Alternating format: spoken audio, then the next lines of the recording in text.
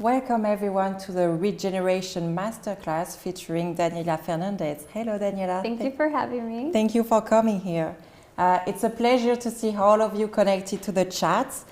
Please do not hesitate to comment on the chat. I remind you that we have a Q&A session at the end, so you will be able to ask your question to our host, so do not hesitate. For those just joining us, take a moment to settle up and we will start really soon. But just to dive in really quickly, so today's conversation is part of our Regeneration Future Leader program dedicated to the voice of tomorrow environmental leaders. We have joining us actually a lot of leaders from our program and our community, so thank you for coming and listening to us from all over the world. Talking about leaders and talents, today the three main topics that we will talk about will be leadership, advocacy, and ocean innovation. And for that we have Daniela with us. So before starting, I'm just gonna introduce myself. So I'm Salomé Mormantin. I work at the Prince Albert II of Monaco Foundation, and I have the pleasure to be your host for this podcast. So now I will quickly introduce you, Daniela. Please stop me if I miss something. But thank you for coming here. Thank you for sharing your insights. It's going to be really valuable for the person listening to us. So you have achieved so much already. So you are an award-winning successful entrepreneur, a soft leader, and an experienced speaker. So at just 19, you're founding the Sustainable Ocean Alliance, SOA, which has since become the world's largest network of next-generation leaders in ocean innovation. You have entrepreneurs, advocates, mentors, partners, a lot of range of stakeholders, all working to create solutions for the challenge facing our ocean. So am I correct? You're very correct. Great.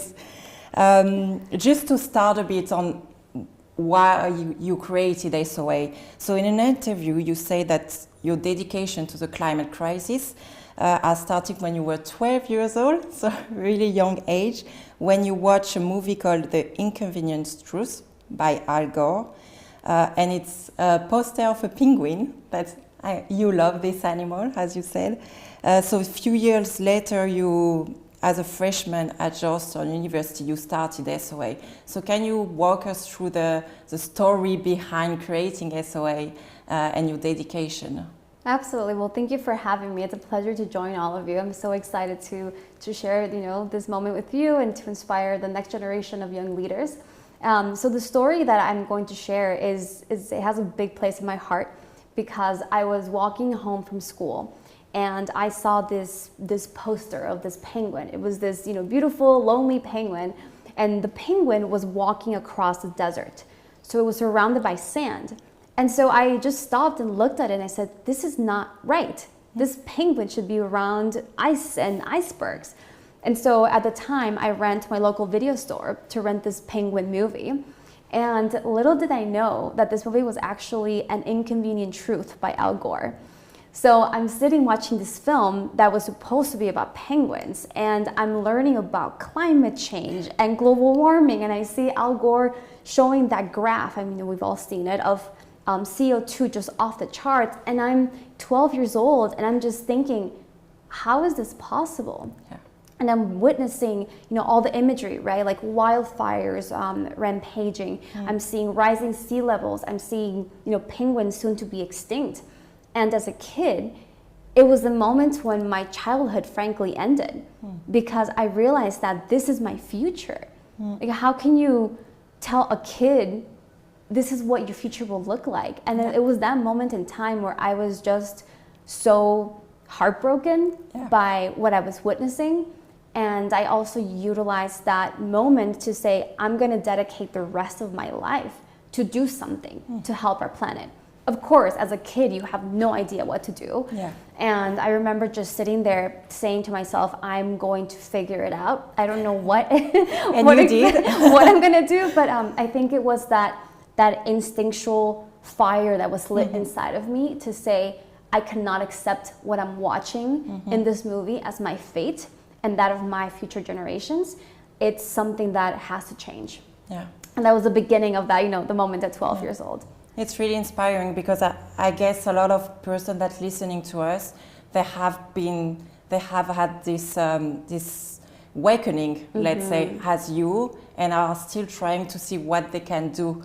And this is where I think it's important to talk about leadership, and we can maybe dive directly into this conversation. So at SOA, you are dedicated to activate young leaders and young people that had the same awakening as you when they were little.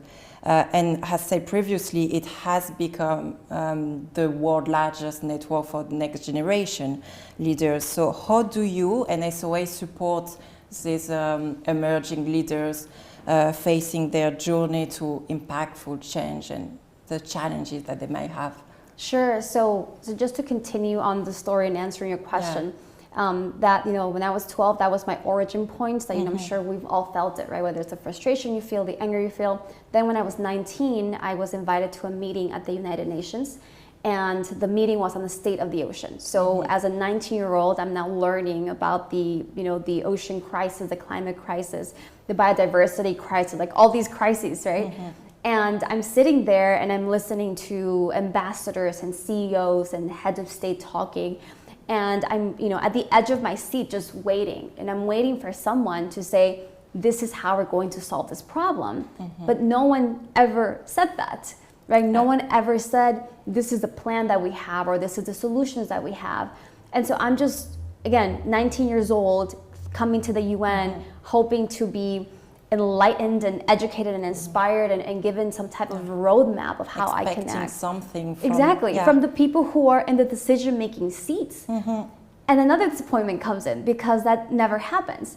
And so it was that moment when I realized, okay, if world leaders are not coming up with solutions and answers, we need to engage this generation to be a part of the conversation. So my catalytic moment was when I was sitting there at the UN and I realized we need to have young people involved in these conversations. Because I was the youngest person in the room. I was the only woman of color in the room, and so diversity was simply missing. And we didn't have any live streams, like we're doing now. There was no way to access this information. It was taking place behind closed doors. And so I wanted to find out, how can I recruit an entire generation to become activated, to become involved? And then the other part of it is, how can I get this generation to then build solutions?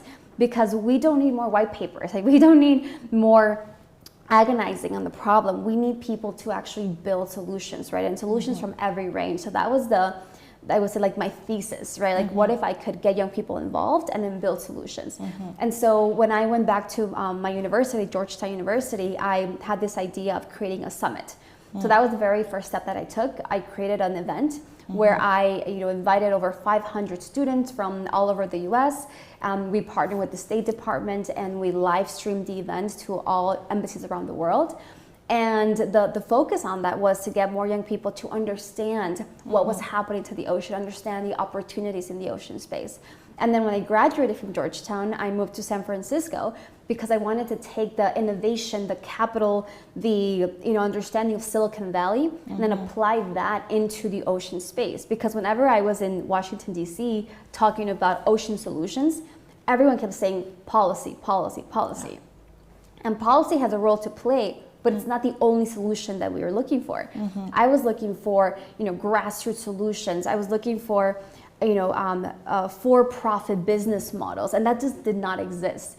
And so now at Sustainable Ocean Alliance, we have two main programs, one of them being our youth leadership program, in which we support over 10,000 young people in 168 countries, and they're on the ground building solutions for their local needs. They're planting coral reefs. They're, creating mangrove forests, seagrass forests. They're, launching campaigns around deep seabed mining. So there's so much activity happening, and that's the vision that I had so early on. And then on the other hand, we have our Ecopreneur Network, which focuses on identifying, recruiting, and supporting these entrepreneurs that have amazing for-profit ventures that will have a positive impact in the ocean. So those are the two programs that came as the evolution of my moment at the UN when I said, I can't accept this, I have to do something, and I have a responsibility to now go back and build some type of solution myself. And you touched on the importance of having youth and next generation involved, because as you said, they were not involved in when you were 18 and you were, I guess, one of the youngest there. But why is it so important for you personally to have this young person involved, young next leaders, next generation involved in the decision making? Why did you dedicate your job, your life to have that? Well, I think it's such a basic instinctual need that if something is affecting your livelihood, you should probably be involved as part of that conversation. If our future is being determined by people who are no longer going to be around to live with the consequences, I just did not see that as a logical or moral reality. How can the young people who are actually going to be inheriting this climate, this future, how was it that we were not being part of the conversation and simply had to accept the decisions of people that had different value systems than we do, right? And when we see that across the board, young people, millennials, Gen Zers, we value transparency, we value sustainability, and we value collaboration. And we also value the fact that we don't want a world in which we can't live or breathe or enjoy biodiversity, enjoy animals. It's, I think to me it's such a basic need that we need to have in terms of involving young people. And also there's a different mentality, right? Different mentality that we have to capture. And I think it's cross-generational, right? I'm not saying that young people are going to solve everything by any means. I think that you need to have this intergenerational dialogue and collaboration, because older generations, they have the experience, right? They have the lessons, the wisdom that we can learn from. And at the same time, young people have this way of being, more open to risk taking, being, have these amazing, crazy ideas, right? Like the one I had, which was, let me recruit an entire generation to build solutions. And all the older people that I talked to, they were like, oh, Daniela, that's going to be really hard, or don't waste your time, or it's going to be really difficult, or don't do it. So I had a lot of people say no to me very early on, but I think it was my drive and determination to say no. Like, I know this vision, I see it, like I can close my eyes, I can even dreaming with my eyes open. Absolutely. I knew that this had to exist. And I think that's the determination that I know young people have, because we don't have to be convinced that climate change is real. Unlike other generations, we are willing to be lifestyle activists, right? We're willing to change our ways of living, our behaviors, as opposed to just being signing a petition. Like, we don't want to just be passive. We want to be very active in everything that we do. Yeah, it's really interesting to have your story on that, especially as also being a young woman in the field. But I guess the same for everyone listening to us. I wanted. You're, as you said, a young entrepreneur, a leader in the sustainability world. We shared how you had the idea of SOA, how you created it. But from this idea to what you have become, a leader, someone that has a voice and can use it, what were the key challenges you faced, and how did you overcome them? Because I think a lot of persons listening to us, they have, as you, the idea, but they are in this process of, how do I become now this leader? How do I go from someone who has an idea to someone that actually has a voice and can use it for impact? Yeah, absolutely. And I think that's the biggest challenge that a lot of individual contributors face. And I'll share how I navigated, right? And I don't think there's a model or a key formula per se, but I do think there are lessons that I learned. The first one was just having this inherent belief in yourself. That's the most important thing, because if you have an idea, but as you talk to people, you keep getting dissuaded from the idea, and then you may say, you know what, it's too much, or it's too difficult, then that you're not going to progress, right, in your leadership. So I think having that self-awareness of knowing who you are, knowing what values you have, what you stand for, is so critical in the early stages. Because if you don't know who you are and can hold up your own self, how are you supposed to inspire other people? So looking internally is number one, as opposed to simply saying, I want to be an influencer, I want to be a leader. But if you don't have that self-determination, self-awareness, you can't share that with other people. So I think that's the first component. The second piece is being able to replicate the model. So being able to share with others what you have done and being able to be vulnerable, right? And sharing openly. For me, I wish I had Sustainable Ocean Alliance when I was a student at Georgetown. Like imagine where I would be right now if this platform existed back then. But what I did is said, okay, I'm building this, the time it was a club, a chapter at my university. And then I said, let me open source this to any young person out there who wants to take this model to their own university. And that was the beginning of our hub model. And now we have, hubs all over the world. And it's because I said, this is how I did it. Now here, anyone who wants to do it, like, let me help you do it. Yeah. And I think that's the other component of becoming a leader, is knowing that you're not in it just for yourself. That you're in it because you see a bigger vision and a bigger movement that needs your input. And how can you take your learnings, take your model, take your your project, and then share it openly with other people. And I would say that the last thing around it is how do you build a community? Like, how do you find different opportunities to support other folks? Where like my job is amazing because I'm in it for the sake of having ecopreneurs win, for having young leaders accelerate. So like I'm working so hard to have other people elevate and so that they can make their solutions come to life. So I think it's this mentality of being able to say, I'm doing this for the sake of the whole community to benefit as a whole, as opposed to I'm doing this for my own profit or for my own career advancement. I think that's the big difference and the shift that you have to make. And determining that will help you change the way in which you build your project or your solution. And building this network, and as you say, you started at the university as a hub, but I guess you had a lot of challenges. You were talking earlier on the challenges of a lot of people saying, no, you can't go somewhere else and try something else or anything. How did you overcome these challenges of building this network? Yeah, and I'll share a little bit more because I think it's really important to voice out that this happens all the time. I remember one mentor at the time while I was a student tell me, Daniela, go get a real job. He said, Daniela, go work at a corporation, make some good money, and then you can donate all the money you make to any environmental cause you want. And I think it's like the conversation is so real in my mind because I remember so clear just being in disbelief at this comment. Yeah. Because I said to this person, I said, by the time I make enough money to actually give it away, we're not going to have a planet anymore. It's too late. It's too late. And so, I think that I had this deep belief in myself. And I also think that there were a lot of people that said no. Like I had more no's than yeses. And I think when you're going through the process, it's okay because not everyone is going to understand your vision, your passion, your idea, but you have to be relentless. And I think that amount of ongoing, not stopping, continuously building your credibility, that's the other key part of it. Yes. Because as a young person, I didn't come from a personal wealth. I came from a low-income family background. Like I didn't have any, personal money. I had to fundraise it myself. And I share that too because finances, are an obstacle for a lot of people. And I didn't have the luxury to just, take my own money and use it. I had to go out and ask people to believe in me, to believe in my mission, to make that happen.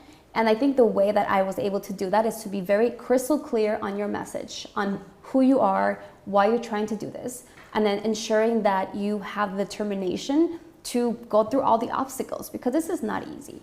Building a solution, being an entrepreneur, it's very lonely, it's very difficult, it's very hard work, dedication, takes a lot of time. So you have to have enough self-awareness to know, I'm willing to put myself through this. Like for me, it was easy because my heart has been in saving the planet. And I will do anything and everything I need to do to save the planet.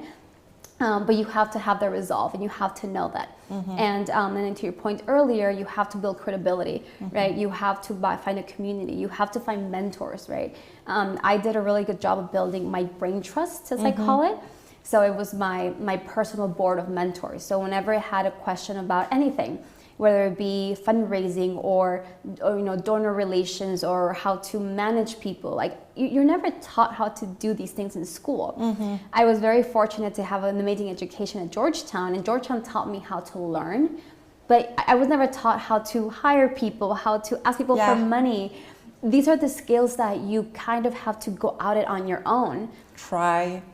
Exactly. Go there, go out there. And ask for advice for people that have already done this. Yes. And so I think that building that community of mentors and supporters who believe in you as a person, as an individual, is critical, because then you have your own support system that, has your back, and then you know that you don't have to have every answer.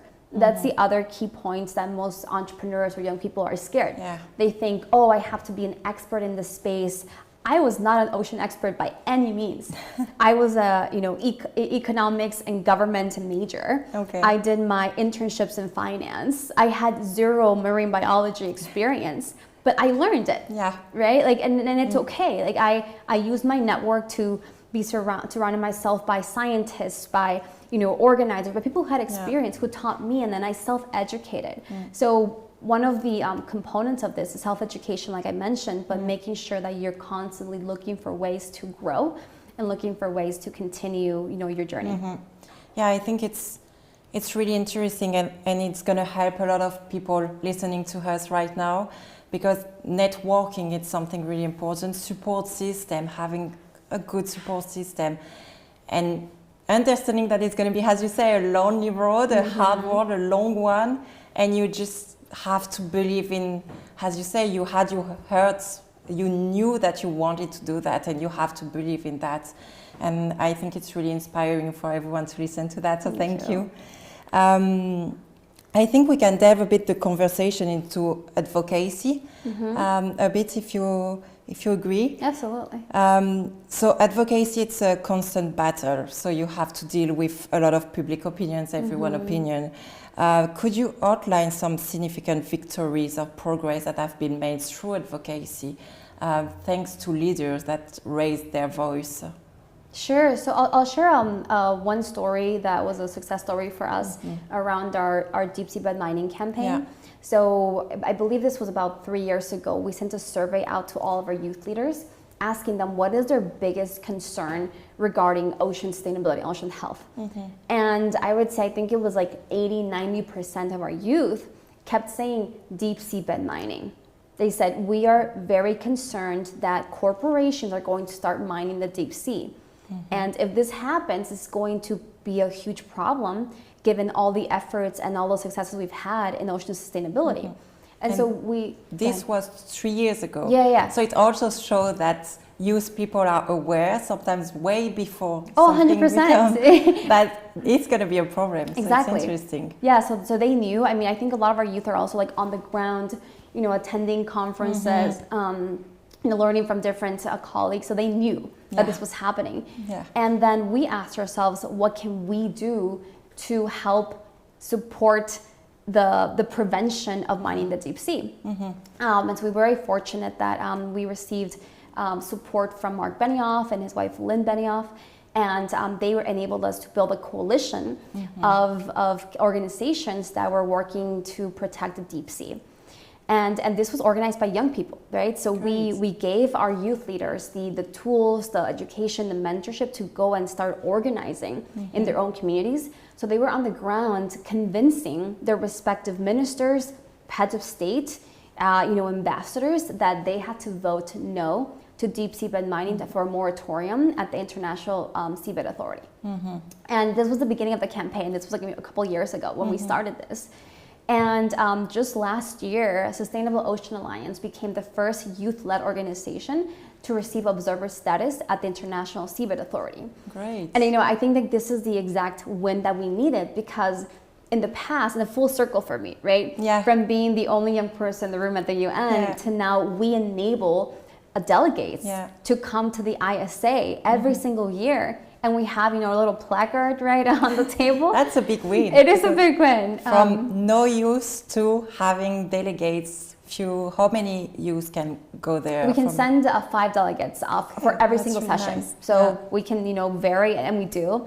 And I think the beauty of it was the fact that this was led by them. This was led by our community. I remember a couple of months ago, last year, I was sitting, again, full circle for me, with the former president of Ecuador.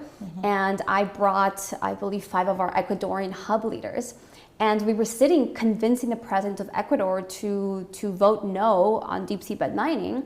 And he did. He agreed to it during our meeting. That's amazing. And so, it's like, and it was because, we brought the youth together. Yes. We made our case. We were able to have this conversation. And so now we have removed the barriers of entry for young people to have direct conversations with decision makers, as opposed to in the past, them having to stay outside protesting or just feeling powerless and angry at the situation. They now have the opportunity to speak up, do an intervention at the UN, at these conferences, or actually speak to their respective Congress or regional representatives. And I think that has been a big win for us. Yeah, I think it's, as we say, they have now a seat at the table because of all the work that you have done putting there. They don't have just to be outside the room, but they can be inside the room. Exactly. So it's amazing. And talking about deep sea mining, there have been a lot of discussion on this topic recently, obviously.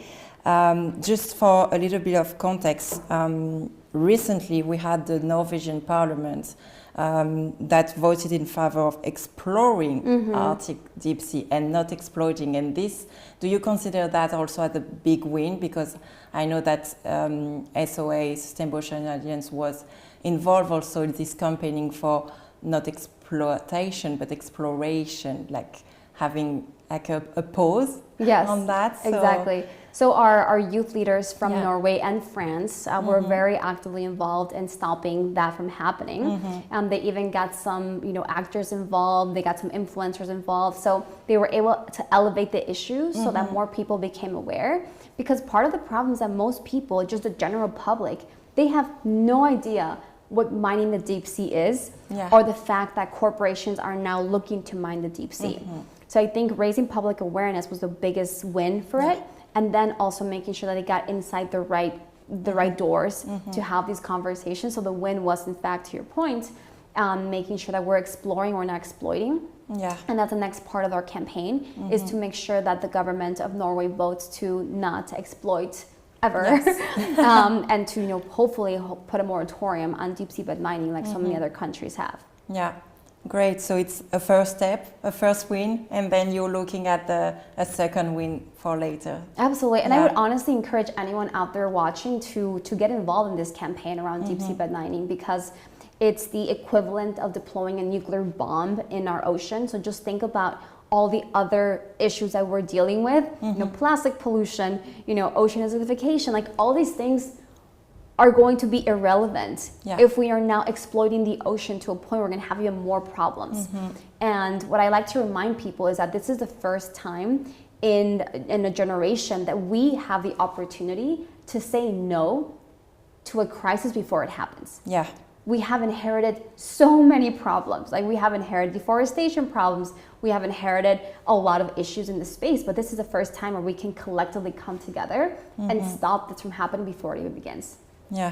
Thank you for that. And you hear that, you are welcome to help and go on this fight with Daniela. So maybe we can also, I was thinking for the last part, switching a bit on ocean innovation, because for a little bit of background, so SOA, Sustainable Ocean Alliance, also stand at the pioneer platform for investing in for-profit ocean startups. So through your accelerator, you have championed the development of a lot of solutions for the ocean. And you have also been setting the scene for future investment in the blue economies. And I think it would be interesting to dive a bit more into this blue economy, ocean innovation part of your work. Leading this hub of sustainable business, what are recent innovation and solutions that you found really promising and game-changing for the future of the ocean? So I'll share a bit about how we became this, pioneer force, because I also think it's a great example for young leaders out there to know that you don't have to continuously do what has been done. You can absolutely disrupt the status quo and do something completely different. And for us, that was building the world's first ocean accelerator program, because there were no accelerator programs for young people, for ocean entrepreneurs. So we built the first. And we have over 56 companies that have gone through our accelerator program. And since launching this, we have now evolved, and now we're an ecopreneur network, because we realized that having a time-bound program for these ocean ecopreneurs was not enough. We could not help them solve all of their needs within 6 to 8 weeks. They need lifetime support. So now our ecopreneur program provides exactly that. So any ecopreneur who joins gets access to our investor network, our mentor network, opportunities to showcase their work, PR. We just do everything to make sure they're successful. And we have also been investing in these companies, right? So what we found that has been really impressive is the fact that we can write a small check, and then we can help them find other investors in the space to help their company and grow and evolve. And then just to answer your question, I mean, there's so many of them, right? Yeah. I often feel like I'm the mother and I can't pick my favorite child, but I can give you a couple of examples of the ones that are pioneering in different areas. So one example I'll share with you is called Navier, and they're the world's longest range hydrofoil electric vehicle. So to put that in like easy speak, they're like an electric water taxi that floats over water. Amazing. And imagine like the Tesla of the ocean. And that's what they're building, right? And it's so exciting, because if we can take these personal boats, they're moving into ferries soon, and we can just eliminate harmful fossil fuels fuel from these vehicles. I think that's a big win for the industry, right? So that's one example. Another example, it's called Coral Vita. We know what they're doing is they're finding ways to grow corals faster and more resilient in warming ocean water. So they're growing corals on land and then going and replanting them. That's a great example of just habitat restoration. Another example is called cruise foam, and what cruise foam is doing is they're taking shrimp shells, which has chitin in it, and chitin can be used to create an alternative to styrofoam. So styrofoam is a material that never biodegrades, right? It's petroleum based, it just lives on forever. And with cruise foam, it actually biodegrades in only a couple of weeks. So you have this beautiful opportunity to see how every single one of these companies is disrupting and changing the way that industries are not only making profit, they're also sustaining and regenerating our ocean and our planet. And that's the key to all of these startups, that they are for-profit business models, but at the core of what they do, they're finding new ways to not harm our environment, as other industries have done, other businesses have done, but they're looking for ways to sustain in our environment in a way that's not going to be harmful in the future. Yeah, and for this innovative solution and startup, they went through conception to reality. They became a real startup and selling their products or making a change in the world. And for that, investment and securing investment plays a key role in being able to become a successful businesses. Are there specific qualities or metrics that you see investors are looking for, and how can entrepreneur learn to secure these investments? Yes, so the first one I would say is scalability. So ensuring that the solution can scale outside the niche that it starts in, especially scale regionally or globally. So I think that's the one part, like how can for example, how can you take the solution and like make sure that others are adopting it? The second part is having a strong business model, right? When you're showing your profitability, your revenue model has to be really strong. And then ultimately having positive ocean impact. And we find that a lot with there's many ocean funds that are popping up, but they're not all ocean positive. You have, there can be entrepreneurs working in the ocean space, but they may not be doing it in a way that is going to support the ocean. It might just be the ecosystem. Exactly. Yeah. It might just be using the ocean for their needs, which is the complete opposite of what we're trying to do. Which is, how can we, for example, take, growing algae, right? Growing kelp forests in the ocean and then transforming that into foods, right? Because kelp and seaweed, they actually absorb carbon from the atmosphere. So, and they can also be a replacement material to plastic. So you have to like really think about like all the different ways you can benefit the planet and the ocean. And that ocean metric is a key component that we're looking for all the time and that investors are looking for. And I would say like the last piece is just like the founder, like circling back to leadership. The importance of leadership, right? Like if you are a strong leader, if you're a strong founder, you will go a long way because many investors bet on the person, not so much on the idea. And we've had examples of one of our companies came to our program with a very different idea, and now they have completely different company, but they're incredibly successful and and they're making it happen. But it's because we believed in them as a founder, knowing that they will be resilient, knowing that they had the vision to make this happen, that enabled them to be successful through our program and beyond. I think it's really interesting to know that also you invest in the person. Yes. You the company, the investor, they invest in the vision of the person and believe in this person to be able to bring the right solution. And I think it's interesting, at least for our future leaders, to learn that. Just to as we look at the future, I was wondering, as you are also an expert in ocean innovation, what future trend do you anticipate on the field of ocean innovation, being looking at finance, and what new entrepreneurs and investors should position themselves in the future? So I'll answer that in two parts. One, just talking about some of the trends happening in innovation in the ocean, and also talk about the finance trends. So on innovation, we're seeing a lot of need for more circular economy solutions, right? So any alternatives to harmful materials. I mentioned plastic. The fashion industry also requires a lot of innovation. So if you're out there looking for a solution to build, definitely tackle the fashion industry. So the circular economy space is critical, especially given that this year at the UN level, they're negotiating a plastics treaty. So the moment that we have a plastics treaty on the table, we will need alternative solutions to replace plastic as a material. So that's one piece. AI is entering every single sector in every industry. But in the ocean space, we're also seeing, for example, we have a company called Stream Ocean, and what they're doing is they're taking cameras and AI to measure biodiversity in the ocean, which is phenomenal because we can't measure or we can't help save what we don't know that exists, right? So they're doing a lot of work in AI. And then on the other side, on the finance side, what has been so interesting is these blended finance models. So we're seeing how philanthropy is playing a role in de-risking investments. We, for example, are a global nonprofit, so we take philanthropy capital and we do venture philanthropy. So then we take the philanthropy we receive and then we invest it in these startups. And that's a great way of de-risking that investment. And then on the other hand, you have traditional VCs, traditional, like private equity that is starting to look at companies, but they'll only look at them once they mature enough to be ready to receive that, Series B, Series C funding. But for us to be able to get them ready to be positioned to do so, we really need government financing, right?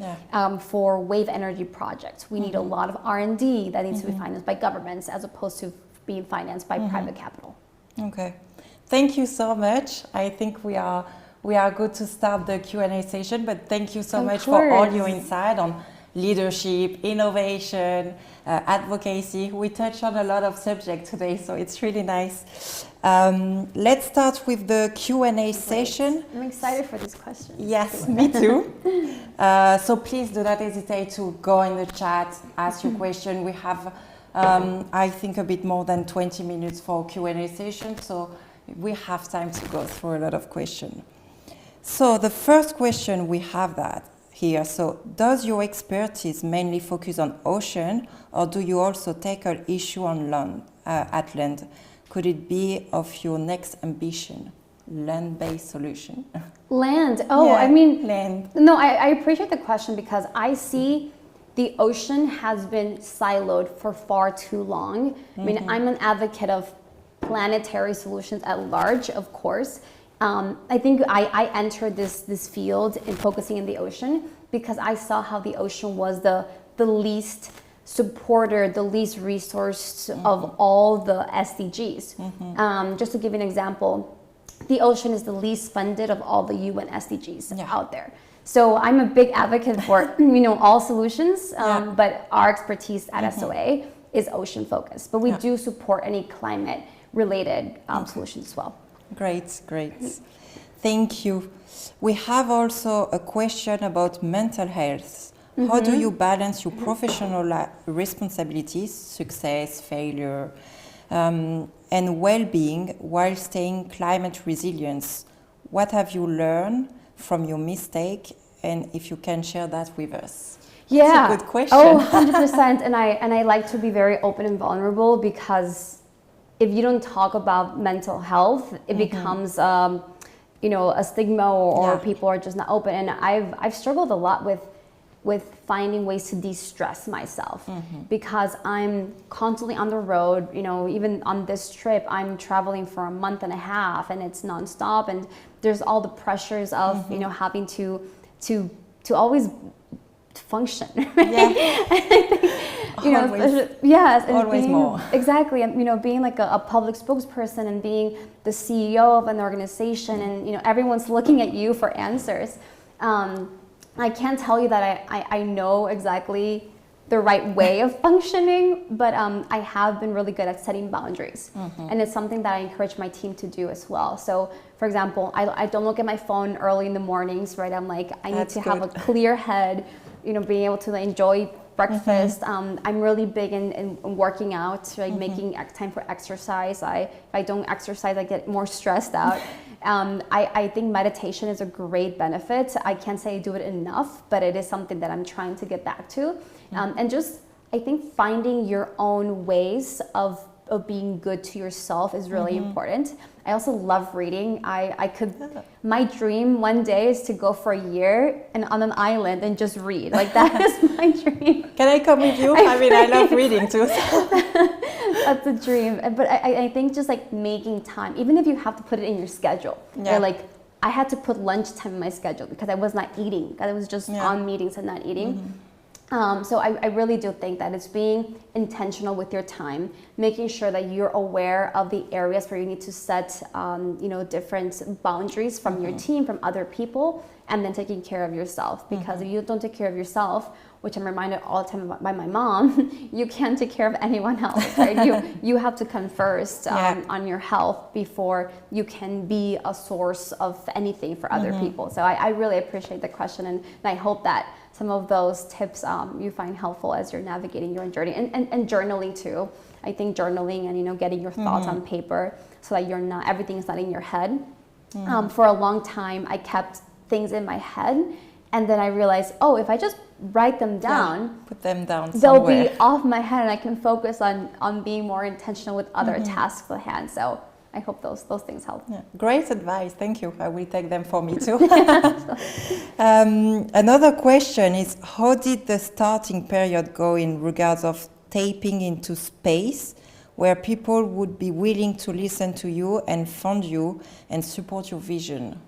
Yeah, early days, it was not happening. Like, it wasn't. Talking about networking. Networking is the most important thing you will ever do. And I will, re-emphasize that all the time, because the only way for you to open doors is for you to meet people that are willing to open those doors for you or make introductions. When I was at Georgetown and when I was a student, I kept a spreadsheet of every single person I met. I kid you not, I had over, I think like 3,000 people on the spreadsheet by the time I graduated. And it was their name, their email, their organization, when I met them, what was the context of the meeting. And then I used that list to go back to all the people that I met and say, I'm fundraising for this nonprofit and I have this idea and I would love your support. And even if they personally didn't finance my nonprofit, they would then introduce me to other people that would help me with my idea. So I really do think that relationship building is key. I think like the key to success, if there's anything I would bet on is exactly that, is making sure that you develop a network and also find a way to continue nourishing that network, making sure that you're having constant contact with the people that you're in touch with, and also being young, being vulnerable and saying, I need your help. Not pretending that you have all the answers or thinking that you can't tell someone I don't know, because that vulnerability opens more doors than you pretending to have everything figured out. So I would encourage you to go through the process, and that's what helped me. That's why I was able to start getting speaking engagements, because someone introduced me to someone who said, I have a really powerful narrative to share.